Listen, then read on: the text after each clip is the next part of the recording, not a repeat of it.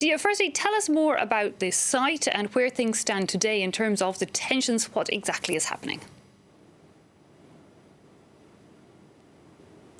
So right now the ceremony is going to start in about 2 hours, and it's going to be broadcast live nationally and internationally. It's a huge event. The Prime Minister is going to be breaking ground for the temple in Ayodhya by laying down a 40-kilo silver brick. And in normal times, this would have been a huge event with pilgrims coming from all over the country. But today only about 175 people were invited, and joining the Prime Minister on stage will be members of the Hindu right wing, including members of the RSS and other extreme organizations.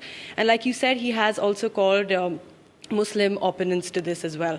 So why is Ayodhya significant? It's been a source of religious tension between Hindus and Muslims for decades now. Both parties claim to hold stake over the land. So this site at one point used to hold the Babri Masjid, a mosque which had been built in the 16th century and was destroyed by Hindu mobs in 1992, who claimed that the site was the birthplace of one of Hinduism's most revered deities, Lord Ram.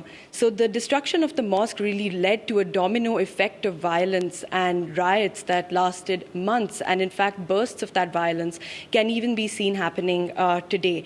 So the Ayodhya dispute then became one of India's thorniest legal battles.